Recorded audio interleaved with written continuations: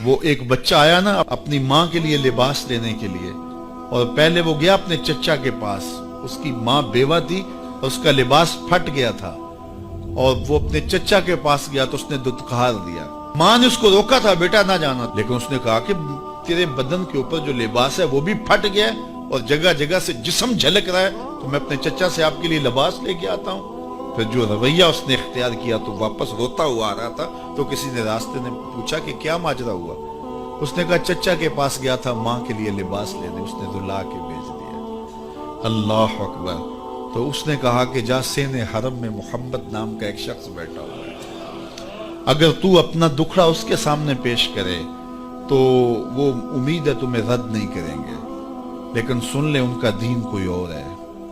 اللہ اکبر۔ اپنے ماں کے پاس آیا تو ماں کو کہا کہ چچا نے رلا کے بھیج دیا، لیکن آپ کی حالت مجھ سے دیکھی نہیں جا رہی۔ بچہ ابھی شعور کی منزلوں میں قدم رکھ رہا تھا، پہلے بہت چھوٹا تھا، اب اس کے اندر ایک جذبات تھے بچے کے اندر۔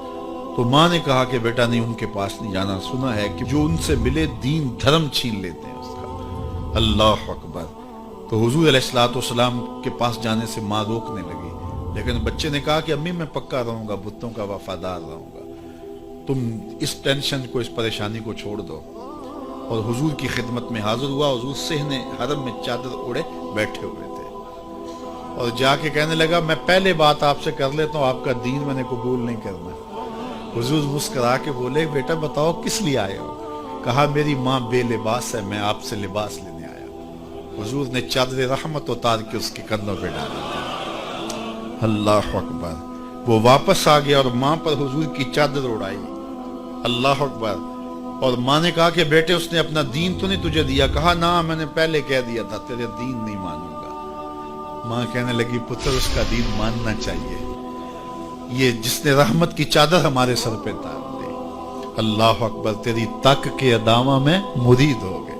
اس بوڑھی عورت کا قصہ بھی آپ نہیں بھول سکتے، جو گھر کا سامان باندھ کے اپنے دروازے پہ بیٹھی ہوئی تھی، اور اس نے سنا تھا مکے میں ایک جادوگر آیا ہے جسے ملتا ہے اس کا دین چھین لیتا ہے، کہیں ایسا نہ ہو کہ کہیں اس سے ملاقات ہو جائے اور وہ دین ہی میرا چھین لے، مجھے شہر چھوڑ دینا چاہیے۔ گھر کے تھڑے کے اوپر سامان باندھ کے بیٹھی ہے، حضور بھی گزرے، اس نے دیکھا تو کہا بھتیجے یہ سامان میرے سر پہ رکھ دے۔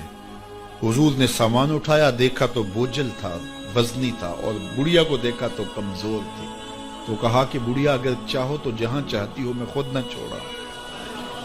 اس نے کہا اس سے بڑی مہربانی کیا ہوگی؟ حضور نے سامان اٹھایا ہوا ہے اور بڑھیا سے باتیں بھی کرتے جا رہے ہیں۔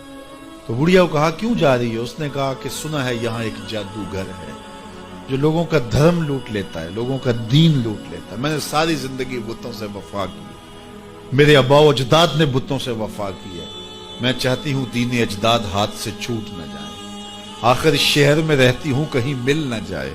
خیر حضور نے کچھ نہیں کہا، اس کا سامان نہیں پھینک دیا کہ ٹھیک ہے تم پھر جاؤ۔ سامان اس کا اٹھایا اور جہاں تک اس نے جانا تھا سامان پہنچایا، سامان سپرد کر کے واپس پلٹنے لگے۔ تو اس نے کہا بچے اپنا نام تو بتا دے، لوگ کہیں گے کہ مکہ چھوڑ آئی ہو تو بتاؤں گی ایک جادوگر کے دکھ سے چھوڑ آئی ہوں، تو وہ کتنا برا بھلا کہیں گے شہر مکہ کو کہ جس مکہ سے لوگ نقل مکانی کرنے پہ مجبور ہو گئے، تو میں انہیں یہ بھی بتاؤں گی کہ جس مکے میں جادوگر رہتا ہے اتنا اچھا نوجوان بھی رہتا ہے، تو تیرا نام لیا کروں گی، تیرے قصیدے پڑھا کروں گی۔ تو حضور علیہ السلام مسکرا پڑے، کہا بڑھیا جس جادوگر سے بھاگ کے آئی ہے وہ تیرے سامنے کھڑا ہے۔ اس نے کہا سچ سے آپ ہی محمد ہیں؟ حضور نے فرمایا نام میرا یہی ہے۔ تو اس نے کہا پھر آپ کا جادو میرے پہ چل گیا ہے۔ اللہ اکبر۔ تیری تک کے ادامہ میں مرید ہو گئے، لوگوں کی خدمت کریں، بوڑھوں کے کام آئیں، دکھیوں کے کام آئیں، مصیبت زدہ کے کام آئیں۔ حضور یتیم ہو کے یتیم پرور تھے، لاچاروں کی مدد کرتے، لوگوں کے گھروں میں پانی بھر کے دے دیتے، اور دکھیوں کے کام آ جاتے اور مصیبت زدوں کے کام آ جاتے۔ تو حضور سے پیار کرنے والوں، امت میں آپس میں حسد نہ پھیلاؤ، بغض نہ کرو، نفرتوں کے پہاڑ کھڑے نہ کرو، ایک دوسرے سے پیار کرو، جڑو، امت وحدہ بنے، اور اپنے ماحول کو، اپنی معاشرت کو ایک خوبصورت معاشرت کا رنگ دو، اور اپنی زندگی کو حضور کے نام کر دو۔